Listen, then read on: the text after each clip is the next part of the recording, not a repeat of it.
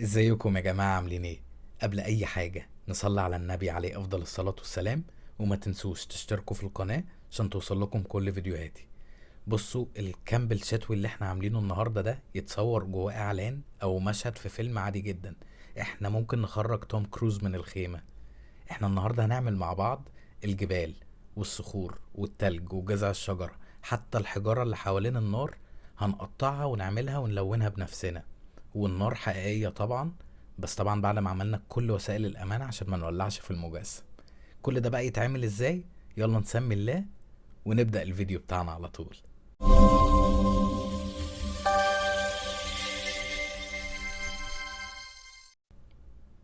أول حاجة هنجيب قطعة فوم سمك 5 سنتي عشان دي تبقى ايه الأرضية بتاعتنا. وبعدين جبت بقى شوية قطع فوم كانوا زيادة عندي من شغل قديم، فهبتدي ايه ألزقهم بالغيرة كده وارصهم فوق بعض زي ما هتشوفوا دلوقتي، عشان دول هيبقوا ايه خلفية المجسم بتاعنا اللي هو الصخور والجبال بتاعتنا. هلزق طبعا بالغيرة، هلزق كله كويس عشان نوصل للمنظر اللي انتوا شايفينه دلوقتي ده. نبدأ بقى الشغل. اول حاجة انا عايز اعمل ايه ممر صخري كده يبقى تحت الجبال اللي احنا هنعملها. فقمت جايب الماركر ومعلم وراسم كده الممر اللي احنا عايزين نعمله، وابتديت اشتغل من فوق مش من عند الخط اللي احنا راسمينه. زي ما انتوا شايفين انا بشتغل وبقطع من فوق لحد ما اوصل للخط اللي احنا راسمينه اللي هيبقى الممر بتاعنا. واحدة واحدة عشان ايه ما بوظ وادخل على الجبل نفسه. فبقطع ايه بالراحة كده لحد ما نطلع بشكل الممر من غير ما نبوظ في شكل الجبل اللي احنا لسه هنعمله او الجبال اللي لسه هنعملها.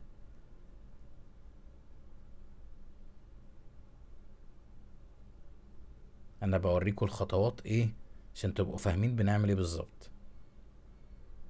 ده اللي احنا وصلنا له مع بعض. انا هكمل الباقي بقى واوريكم. بصوا، هنا انا عملت الممر كامل. بصوا حتى المنظر من قريب. طبعا ده بشكل مبدئي لسه. وبعدين عايز اعمل ايه منحدر او منحدرين صخريين. فهم ايه عامل واحد من على اليمين ومنحدر تاني من على الشمال، وبرسم عشان امشي عليهم. هبتدي بقى اقطع من الممر اللي فوق وانزل عليهم برضو. شوفوا ما ابتديتش من عند الخط على طول، لا، من فوق وبنزل عليهم واحدة واحدة عشان الشكل يطلع حلو.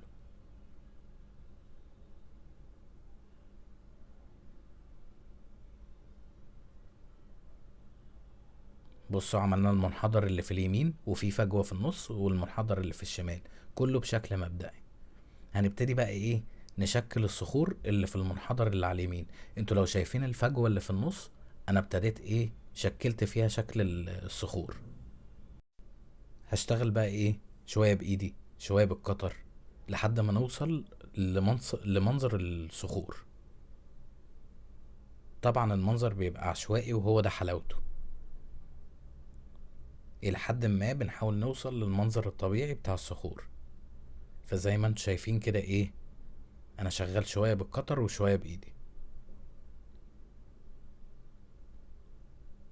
انا بحاول اوريكم انا شغال ازاي عشان ايه تبقوا عارفين برضه انا عملت ايه بالظبط وبالتفصيل.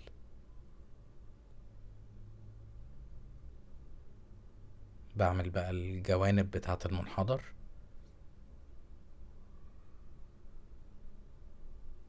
كل ده لسه عليه هيتعمل فيه شغل.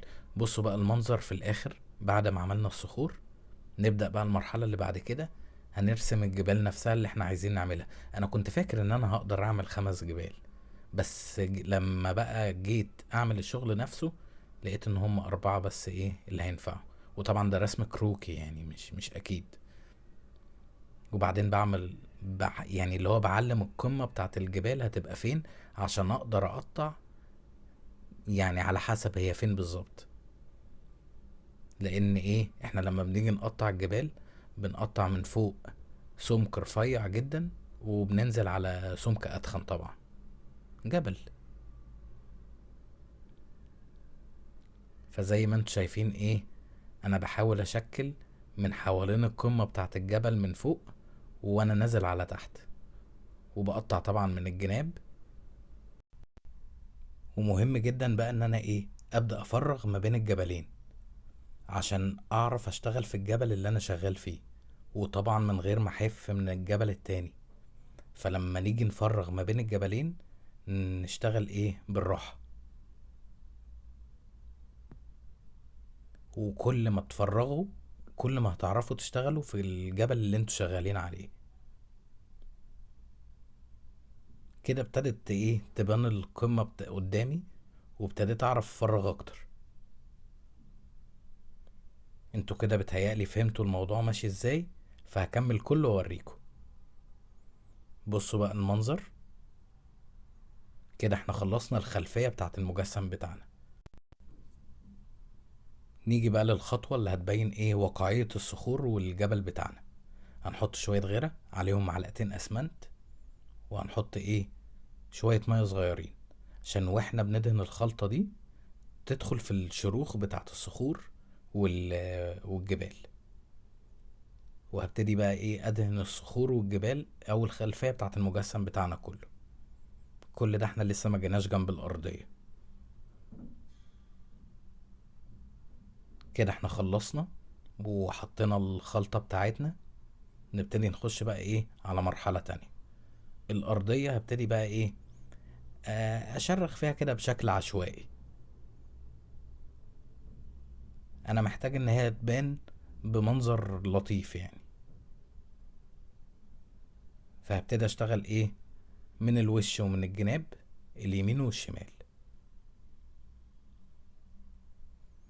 المرحلة دي بقى هنبتدي ندهن غيرة على الأرضية كلها. تمام كده. وهقوم جايب ايه بقى شوية رملة ناعمة وفارشهم بإيدي كده. خدوا بالكم ان احنا هنقطع عصيان شيش طاووق لقطع صغيرة ونولع فيها، يعني خشب حقيقي بيولع. يعني لازم نعمل طبقة حماية كويسة جدا تحت الجزء بالذات اللي هنولع فيه بالنار، عشان ما نعملش مصيبة ونولع في الدنيا كلها. بصوا بقى يعني انا بوريكم المنظر ازاي بلزق الرمل في الجزء القداماني وفي الجناب. علمت مكان الجزء اللي هنولع فيه النار، وجبت كنزاية، هنجيب اي كنزاية، وهبتدي اقطع ايه الوش بتاعها والظهر بتاعها برضو بنفس الموضوع كده زي ما انتم شايفين. وبعدين هقوم ايه قطعها من النص عشان افردها، واجي في الجزء اللي علمنا عليه اللي هنولع فيه النار، اقوم لازقها بالسوبر جلو، واقوم ايه مثبتها باي حاجه كده لحد ما ايه ما الكنز او تمسك في الارضيه كويس يعني. نعمل طبقه الحمايه التانية شويه غيره عليهم معلقتين اسمنت عليهم شويه رمله ناعمه، ونقلب وندهن فوق الكنز.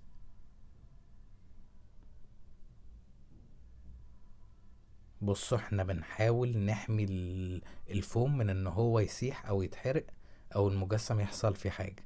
ومن فوقيهم هحط رمله زي ما انتم شايفين كده وايه، وهفردها فوق الخلطه اللي احنا عملناها. نيجي بقى ايه لمرحلة ان احنا هنلون الجبل. حطيت شوية ابيض عليهم اسود، لقيت ان انا لا لسه عايز اغمق الجراي قوي، واحط نقطة ازرق غامق زي ما انتم شايفين، ونقلب ونبدأ بقى ندهن. يلا بينا. لو وصلتوا معايا في الفيديو لحد هنا ياريت تعملوا لايك عشان الفيديو يوصل لأكبر عدد من الناس، واللي منكم لسه مشتركش في القناة يشترك، ما تنسوش دوسوا على زرار الجرس عشان توصل لكم كل فيديوهاتي. بس كده. دي هتبقى اول ايه مرحلة في تلوين الجبل. خدوا بالكم ان اللون الاكريليك لما بينشف بيغمق درجة او درجتين، دي حاجة انتوا لازم تبقوا عارفينها. هبتدي بقى ايه الون كله. شايفين المنظر اللي وصلنا له؟ نخش بقى ايه على المرحلة اللي بعد كده. شوية غيرة وعليهم لون جراي عادي جدا رمادي، وعليهم شوية مية. عشان ايه بقى؟ نعمل الرملة. الغيرة هيخلي الرملة تمسك اكتر، ده غير الغيرة اللي احنا حطيناها في الاول. وبعدين قمت مزود شوية اسود برضو عشان اغمق الجراي. انا اللي يهمني الجزء اللي هيبقى باين ما بين الخيمة وما بين الجزء اللي هنولع فيه النار. نيجي بقى لمرحلة الدراي برش، ودي اللي هتبين الشغل بتاع الجبل والصخور. زي ما انتم شايفين جبت لون جراي وفاتح، وحطيت فيه الفرشة ونشفتها بالمنديل كويس جدا، وابتديت اعلم على الاجزاء اللي بارزة. بصوا المنظر بقى عامل ازاي. نيجي بقى لمرحلة الجذع الخشب او جذع الشجرة. جبت قطعة فوم ومشيت عليها بالصنفرة كده لحد ما دورتها، وبعدين عايز اعمل بقى ايه التجزيعات اللي في الجذع بسن الصنفرة. ومشيت كده بشكل عشوائي، مش خطوط مستقيمة طبعا، وزي ما انتوا شايفين ايه بلعب فيها بالصنفرة. وطبعا ايه هخلي فيه اجزاء كده ايه بايظة. ده جزء الصنفرة. اجيب بقى سن اي حاجة رفيعة وامشي برضو بخطوط زي ما عملنا بالصنفرة كده بطول الجذع.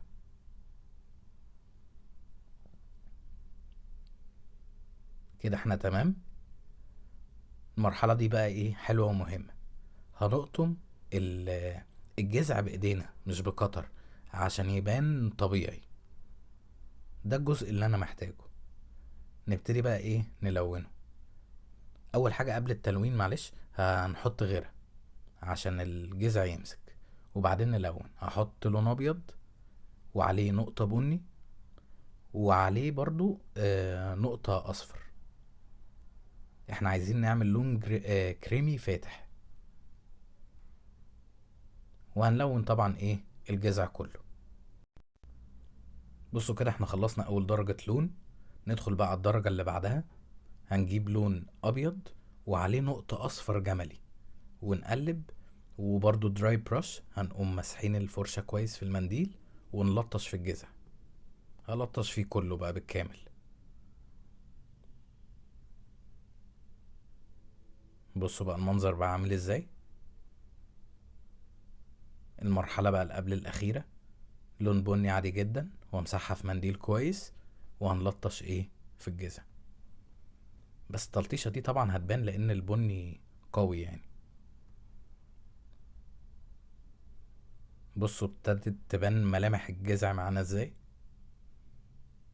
انا بحاول اوريكم المنظر. نخش بقى على ايه اخر مرحلة. نفس اللون البني عليه نقطة اسود عشان نغمق البني. بصوا فرق اللونين. وبرضو بنمسح في المنديل كويس الفرشة وهنقوم ايه ملطشين في الجذع كله. هوريكم بقى الجذع في الاخر بعد ما يخلص في اخر الفيديو. نجيب بقى لون جراي من اللي هو او ما تحطوش مش فارق حوار اللون ده اختراعي يعني حاولت اطلع بيه بمكسب. هنحط شوية مية عليهم معلقتين اسمنت ومعلقة جبس. احنا هنعمل الحجارة اللي حوالين النار ونقلب.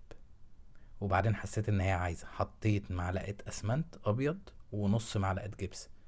اللي بحطه اسمنت بحطه نصه جبس.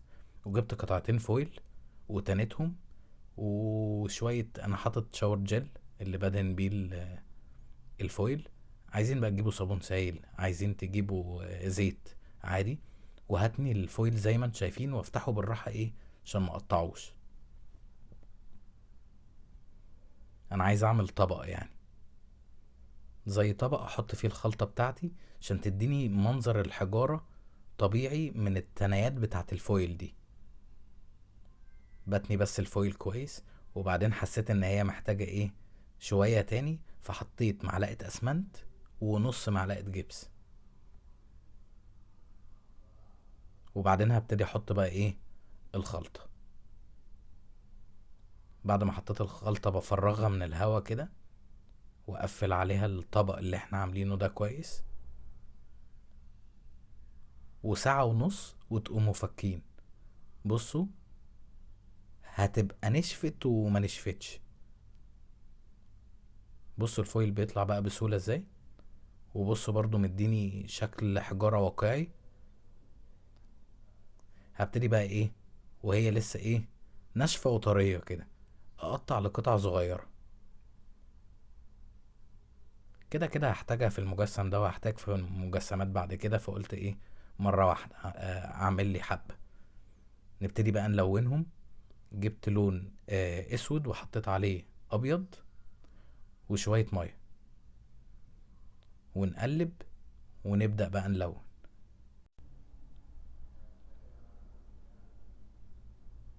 خلاص كده احنا خلصنا اول درجة لون. هبتدي بقى ايه اجيب شوية ابيض وعليهم نقطة بني واقلب وشوية ايه مية، وابتدي ادهن برضو ايه الحجارة كلها.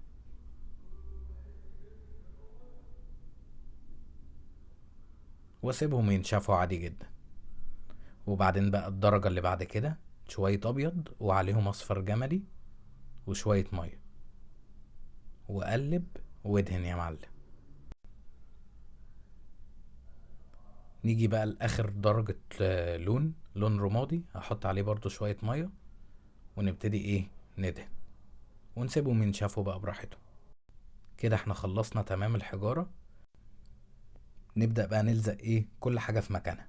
الخيمة بس اللي انا لزقتها، والخيمة انا عامل لكم نسخة منها في الفيديو اللي فات، وهحط لكم الفيديو في الوصف.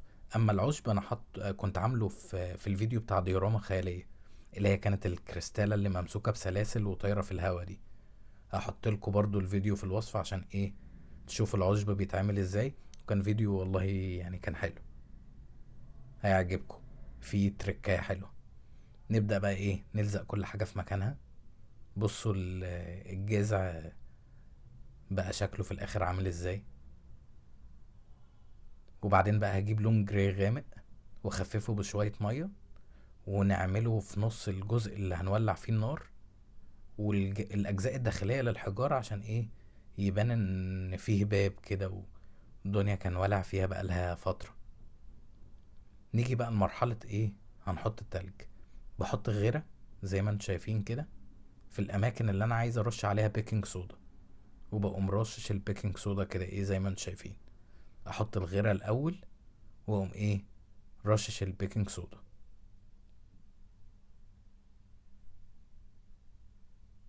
الموضوع ما فيهوش اي صعوبة.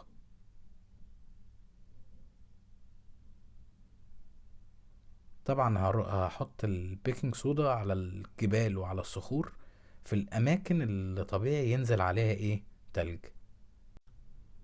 طبعا انا مش مصور الجزء اللي انا بحط فيه الغيرة، بس ايه انتوا فاهمين ان انا بحط غيرة وبعدين بحط ايه بيكنج صودا.